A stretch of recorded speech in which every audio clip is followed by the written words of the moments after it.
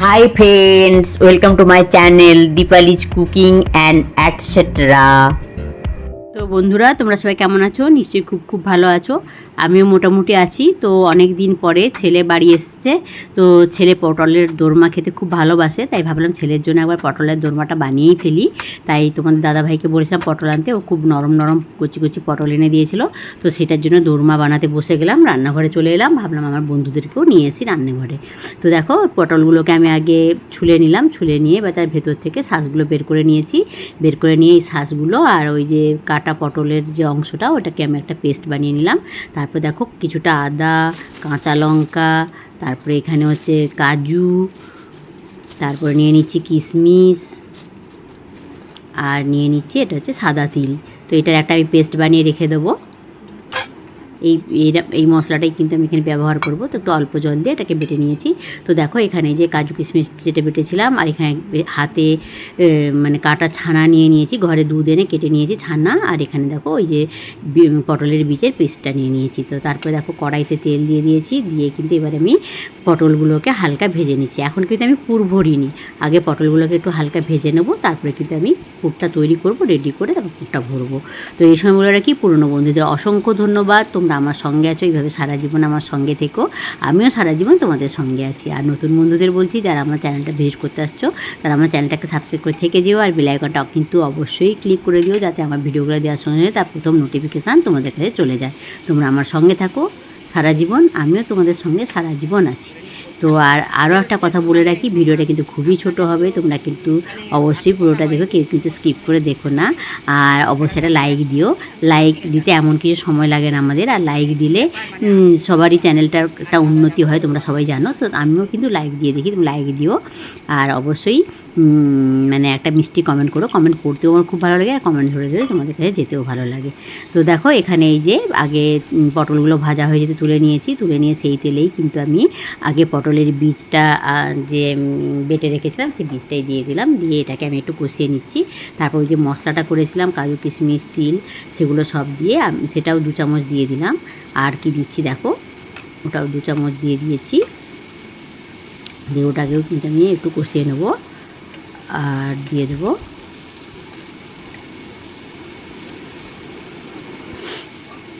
ওই যে এটাকে একটু কষিয়ে নিই ভালো করে। তারপর দেখো ওই যে হাতে যে ছানাটা কেটে, এটা কিন্তু 500 দুধের ছানা, 500 যে আমুলের প্যাকেটগুলো পাওয়া যায়, ওই আমুলের প্যাকেট নিয়ে এসেই কিন্তু আমি এখানে ছানাটা কেটে নিয়েছিলাম। গতকাল রাত মানে আগের দিন রাত্রে আমি ছানাটা কেটে রেখে দিয়েছিলাম। দেখো এই ছানাটাও নিয়ে নিলাম, নিয়ে এটাকে একটু ভালো করে আবার কষাতে হবে। এটা কষানোর উপরেই কিন্তু এটার টেস্টটা নির্ভর করবে। তো সেখানে পরিমাণ মতো লবণ দিয়ে দিলাম, আর দেখো একটু হালকা হলুদ বেশি দেবো না, এখানে অল্প করে একটু হলুদ দেবো, আর একটু দিয়ে দিলাম চিনি। তো দিয়ে এটাকে একটু ভালো করে একদম কড়াই থেকে ছেড়ে যাওয়া অবধি এটাকে একটু কষিয়ে নেব। তো এই আর হ্যাঁ বলে রাখি, তোমরা কিন্তু অবশ্যই এটা খেতে খুবই ভালো হয়েছিল। তো তোমাদেরকে তো আমি আর খাওয়াতে পারবো না, তোমরা কিন্তু একবার অবশ্যই রান্না করে খেয়ে দেখো, সত্যি খুব ভালো হয়। তোমাদের ভালো লাগলে অবশ্যই আত্মীয় স্বজন আর বন্ধুবান্ধবদের সঙ্গে শেয়ার করো, যাতে তারাও কিন্তু এইভাবে রেসিপিটা বানিয়ে খেতে পারে। তো চলো আমি রান্নাটা করছি, তোমরা দেখতে থাকো, সঙ্গে থাকো, আমি আর এখন বকবক করছি না। তো দেখো এই যে কড়াই থেকে প্রায় ছেড়ে এসছে, দেখতে পাচ্ছ। তো আরও একটু আমি কষিয়ে নেবো এটাকে।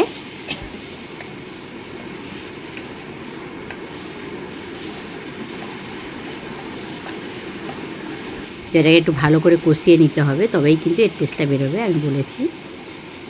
তো বিভিন্ন রকম জিনিস দিয়েই কিন্তু পটলের দোরমা বানানো যায়, তো আমি এখানে ছানাটা দিয়ে বানিয়েছি। তো দেখো ওটাকে ভালো করে খুন্তি দিয়ে আমি একটু মানে কি বলবো, ভালো করে নেড়ে চেড়ে শুকিয়ে নিচ্ছি ওর রসটা। আর এটা নিরামিষে আমি রান্না করেছিলাম, এটা নিরামিষেই তো হয়, তো তাই নিরামিষ রান্নার দিনই করেছিলাম।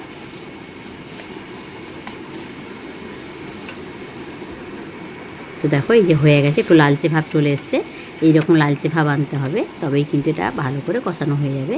তো দেখো এই যে আমি তুলে নিচ্ছি।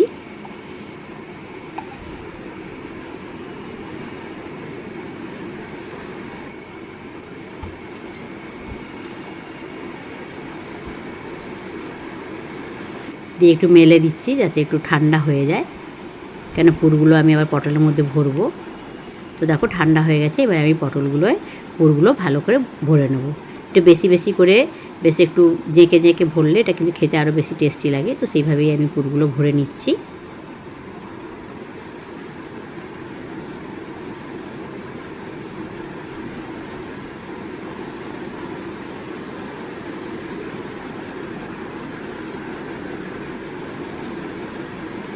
তো দেখো এবারে আমি মূল রান্নায় চলে এলাম।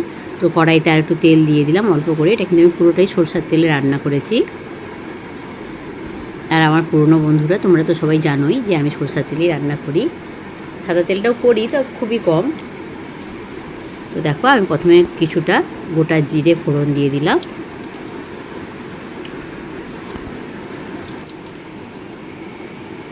তারপর দিয়ে দিলাম গোটা গরম মশলা।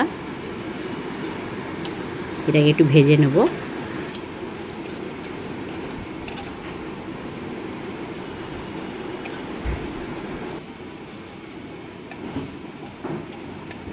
তো দেখো বন্ধুরা আমার ভাজা হয়ে গেছে। এবার ওই যে মশলাটা করে রেখেছিলাম সেই মশলাটা একটু জল দিয়ে দিলাম, জারটা ধুয়ে দিয়ে আমি এটা এখানে ঢেলে দিলাম। তো এখানে তোমরা দেখেছো আদা আছে, কাজু কিশমিশ আছে, আর আছে সাদা তিল, আর কাঁচা লঙ্কা আছে দুটো। তো আর একটু ভালো করে ধুয়ে আমি বাটিটা ধুয়ে কিন্তু জলটা অ্যাড করে দেবো।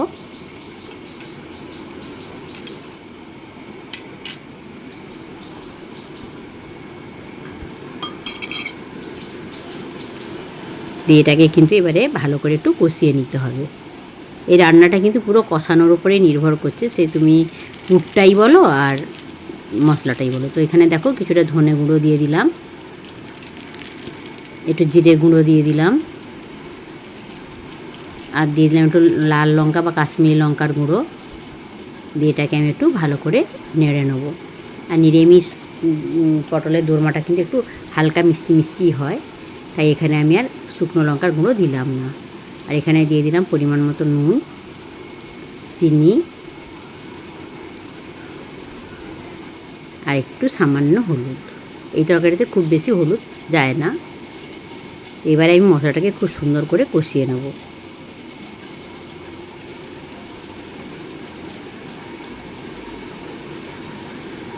তো দেখো আর একটু জার ধুয়ে আমি জল দিয়ে দিলাম, আর এবার কষিয়ে নেব। তেল ছাড়া অবধি এটাকে কষিয়ে নিতে হবে ভালো করে, একটু ধৈর্য ধরে।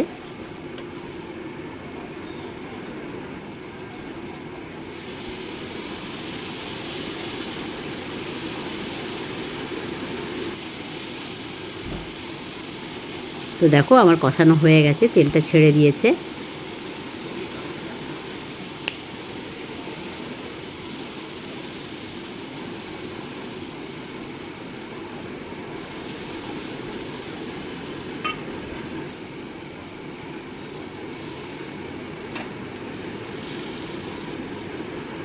তো কষানো হয়ে গেছে, তেল ছেড়ে দিয়েছে।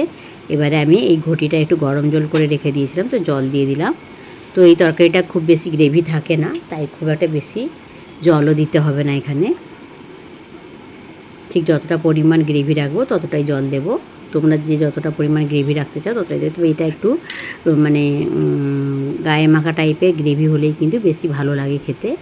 তো দেখো এবার আমি পটলগুলো সব ছেড়ে দিচ্ছি গ্রেভিটায়, দিয়ে একটু আমি ঢাকা চাপা দিয়ে দেবো। তো এবার আমি ওদের খেতে দিই। পটলগুলো ভাজার সময় প্রায় সেদ্ধ হয়ে গেছে, আর একটু অল্প বাকি আছে, বানালাম আমার ছেলের জন্য। দেখো এটাই ও হচ্ছে এসেছে অনেকদিন পরে বাড়ি, তো সে ওটা খেয়ে বলছে কেমন হয়েছে, কেমন হয়েছে। আর এই যে আমার মেয়ে খাবে, মেয়েকেও দিয়ে দিয়েছি, খেয়ে বলতে কেমন হয়েছে।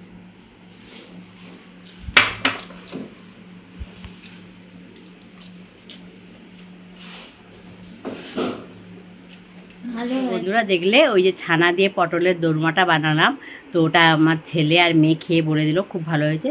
তো আমি যেহেতু পরে ভয়েস দিচ্ছি তাই বলছি সত্যি খুব ভালো হয়েছে। তোমরা কিন্তু অবশ্যই এইভাবে একবার বানিয়ে খেও। আর সবাই খুব খুব খুব ভালো থেকো, সুস্থ থেকো, সাবধানে থেকো, আর আমার সঙ্গে থেকো। Good afternoon, by.